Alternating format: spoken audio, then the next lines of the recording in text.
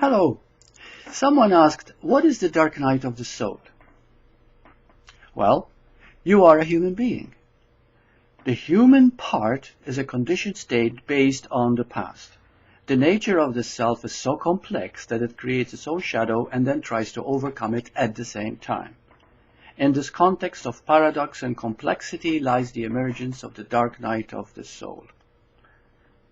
In brief, this dark night is a total identification with the conditioned self.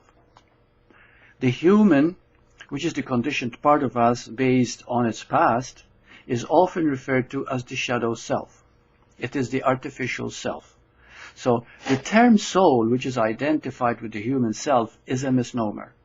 There is no soul as such, but a fragment of spirit. There is, in reality, only oneness, a unified field of being. Therefore, what we call soul is an individualized mind, a conditioned state of mind based on past experience only when oblivious of its nature as the now itself.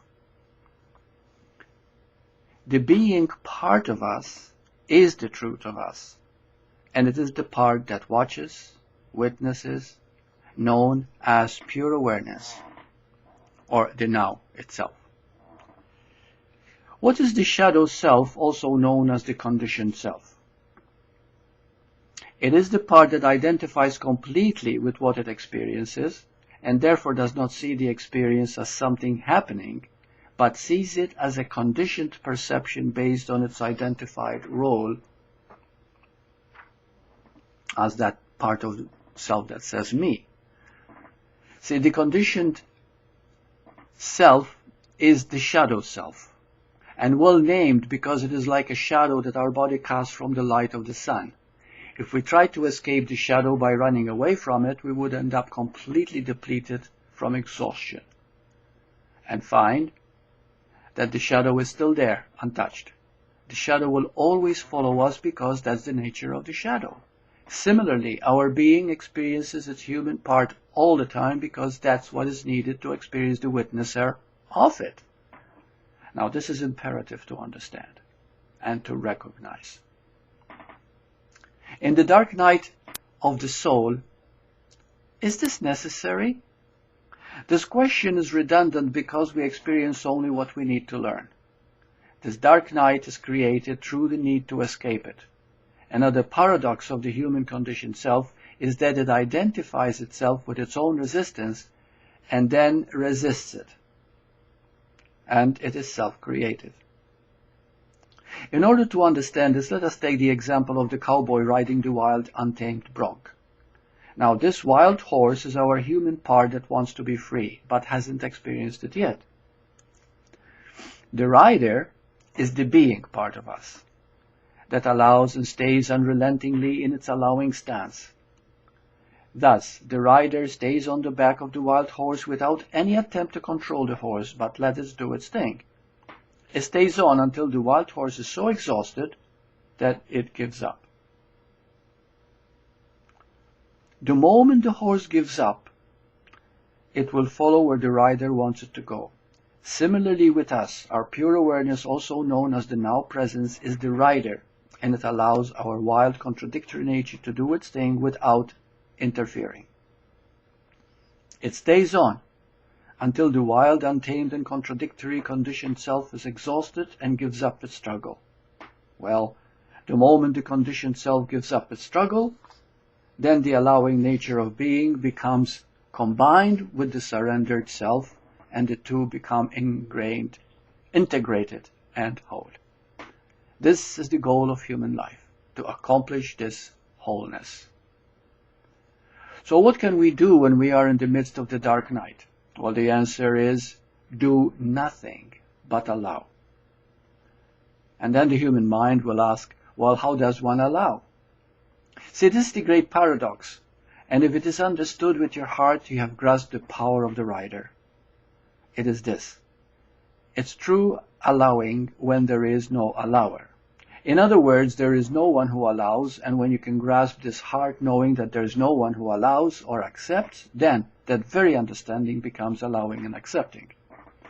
But here's an example just to make it a little simpler to understand. Picture a young innocent white boy in the South playing with a black boy. The parents tell him not to associate with the black boy. However, the innocent white boy cannot understand this prejudice of the parents and keeps playing with the black boy because, after all, it is his best friend.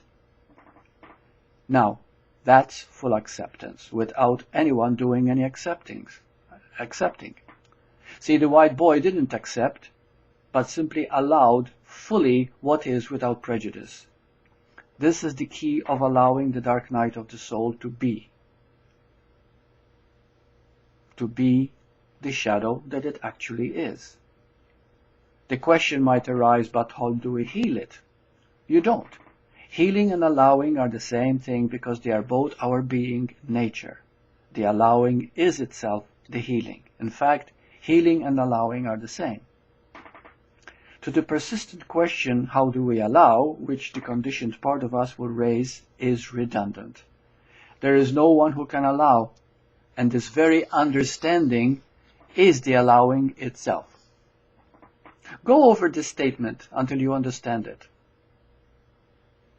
The moment you grasp it, it becomes allowing itself. Just like the white boy allowed himself to keep playing with the black boy. There was no one who tried allowing, but simply allowed. The dark night of the soul is persistent and totally identified with. If we can sit with it doing nothing but simply observe its dynamics as what is happening, then this very allowing becomes a healing. The dark night of the soul means one thing: resistance. It is such a total identification with the human part that the being part is in the background. Bring the witnesser, the awareness of this thing called dark night, into perspective and embrace it in its sensations and emotions. Be one with it, totally allowing, as you sit looking at it through the body in the moment. Then in this looking, the healing starts its own, because there is no longer anyone to identify with anything. There is only just the witnessing of it, being.